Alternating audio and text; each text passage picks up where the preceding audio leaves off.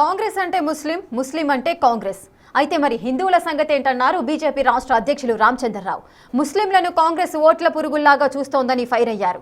ముస్లింల ఇజ్జత్ తీస్తున్నది కాంగ్రెస్ పార్టీయే అన్నారు. కాంగ్రెస్ బీఆర్ఎస్ ఓటు బ్యాంకు కోసమే రాజకీయాలు చేస్తున్నాయని, ముస్లింలను వాడుకుంటున్నాయని ఆరోపించారు ఆయన. జూబ్లీహిల్స్ ఎన్నికల్లో తెలుగుదేశం, జనసేన, ఎంఆర్పీఎస్ పార్టీలు మద్దతిస్తున్నాయని చెప్పారు. అందువల్ల తమ ఓటింగ్ పెరుగుతుందని ధీమా వ్యక్తం చేస్తున్న రామచంద్రరావుతో మా ప్రతినిధి Venkat face to face. Congress versus BJP Jubilee Hills ఎన్నికల్లో పోటాపోటీగా కామెంట్స్, అట్లనే పోటాపోటీగా ప్రచారం. ప్రస్తుతం మనకు అందుబాటులో బీజేపీ రాష్ట్ర అధ్యక్షులు రామచంద్రరావు ఉన్నారు. సరేంటి నేరుగా క్వశ్చన్లోకి వస్తే, కాంగ్రెస్ అంటే ముస్లిం, ముస్లిం అంటే కాంగ్రెస్. రేవంత్ రెడ్డి మాటలు, అజరుద్దీన్కి మంత్రి పదవి ఇస్తే బీజేపీకి ఏంటి నొప్పి, ఇట్లాంటి కామెంట్స్ ఎట్లా చెప్పారు? బ్రో, అజరుద్దీన్కి ఇవ్వడం మాకు నొప్పి ఏం లేదు, కానీ ఏ సమయంలో ఇస్తున్నది ఇంపార్టెంట్. ముందు ఎందుకు ఇవ్వలేదు, మరి సరే ఇవ్వాలనుకున్నారు, తర్వాత ఎందుకు ఇవ్వట్లేదు, ఇప్పుడు ఎందుకు ఇస్తున్నారు? ముస్లిం ఓట్లు ఎక్కువ కదా.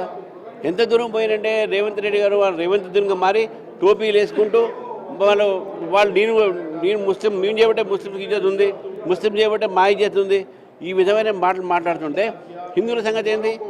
మీరు వాళ్ళకి ముస్లింలకు ఇజ్జత్ ఇవ్వాలంటే ఇల్లు కట్టియండి, వాళ్ళకు మంచి విద్యా సౌకర్యాలు కలిగించండి, వాళ్లకు మంచి వైద్య సౌకర్యాలు కలిగించండి, ఉపాధి అవకాశాలను కలిగించండి, ఇల్లు ఇవ్వండి.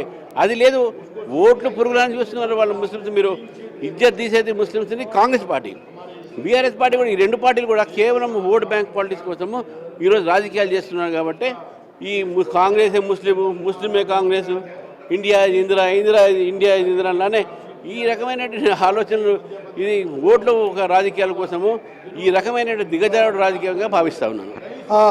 కిషన్ రెడ్డికి సంబంధించిన అంశంలో కూడా కొన్ని కామెంట్ చేశారు. ఇక్కడ కిషన్ రెడ్డి కింగ్ అవుదాం అనుకున్నారు, కానీ బొంగుగూడ గారు కనీసం డిపాజిట్ అన్న తెచ్చుకుంటుందా బీజేపీ, ఇక్కడ సవాల్ విసిరారు. డిపాజిట్ కాదు, కాంగ్రెస్ పార్టీ ముందు వారి యొక్క సీటు ఇది పోతుంది, డిపాజిట్ వాళ్ళకి పోతుంది. కాంగ్రెస్ పార్టీ గెలిచే పరిస్థితి లేదు కాబట్టి ఇటువంటి మాటలు మాట్లాడుతున్నాం. బీజేపీ పుంజుకొని గెలిచే అవకాశాలు ఎక్కువ ఉన్నాయి కాబట్టి ఈరోజు కిషన్ రెడ్డి గారి మీద, బీజేపీ మీద మాట్లాడుతూ ఉన్నారు. కింగ్ ఎవరు, బొంగు ఎవరు రేపు తెలుస్తుంది. మీకు మీ యొక్క పార్టీ ఏతుందో కేవలం ముస్లిం ఓట్ల కోసం అన్ని రాజకీయాలు చేస్తూ ఉన్నారు, హిందూ ఓట్లు మర్చిపోతూ ఉన్నారు. అక్కడ మీరు ఎక్కడైతే ఇళ్ళు ఉన్నాయో, కాలనీస్ ఉన్నాయో, అక్కడ ల్యాండ్ తీసుకొని ముస్లిం గ్రేవ్యార్డ్లకు ఇస్తున్నారు. గవర్నమెంట్ ల్యాండ్ కూడా తీసుకుపోయి, డిఫెన్స్ ల్యాండ్ తీసుకుపోయి కూడా ముస్లిం గ్రేవ్యార్డ్కి ఇస్తున్నారు. ఇవన్నీ ప్రజలు గమనిస్తూ ఉన్నారు. మీరు చేసేది అంతా కూడా ఇవన్నీ మత రాజకీయాలు, కుల రాజకీయాలు, కుళ్ళు రాజకీయాలు. కాళేశ్వరం అంశంలో బీజేపీ బీఆర్ఎస్ ఒప్పందం కుదిరింది. ఎందుకు సిబిఐకి అప్పచెప్పిన కేసీఆర్ ఎందుకు మీరు బొక్కలో వేయలేకపోతున్నారు, అరెస్ట్ చేయలేకపోతున్నారు? ఎట్లాంటి ఒప్పందం కుదిరింది అనేది కూడా ప్రధాన కారణం. మీరు ఏమంటున్నారంటే కాళేశ్వరం ఎక్కడిచ్చారు? కాళేశ్వరం ప్రాజెక్టులో ఒక మేడిగడ్డ బ్యారేజ్ గురించే ఇచ్చారు. మొత్తం కాళేశ్వరం ఏమని చెప్పండి, అప్పుడు మనం మాట్లాడదాం. మీరు ఇచ్చిందే తక్కువ సెలెక్టివ్గా, ఏదో ఒక సిబిఐకి తప్పచెప్పారు, అది ఉండదు కదా. మొత్తం మీరు అన్నది 1,30,000 కోట్ల స్కామ్ జరిగింది, 10,000 కోట్ల తీసుకొచ్చి దీనిలో ఎంక్వైరీ చేయండి, ఎట్లయితుంది? మీరు మొత్తం 1,30,000 కోట్ల స్కాము మీరు సిబిఐ ముందు పెట్టండి, అప్పుడు వాళ్ళు చూసుకుంటారు. ఇంకొక ప్రధానమైన అంశం, జనసేన పార్టీ మీకు మద్దతు తెలిపింది. ఏ విధంగా ఉండబోతుంది? ఏమైనా ఈక్వేషన్స్ మారుతాయా, మీకు లబ్ధి పొందుతుందో ఏమన్నా? డెఫినెట్గా మాకు జనసేన, ఎంఆర్పిఎస్, తెలుగుదేశము వీళ్ళందరూ కూడా బీజేపీకి సపోర్ట్ చేస్తున్నారు. చాలా సంతోషమైన విషయము.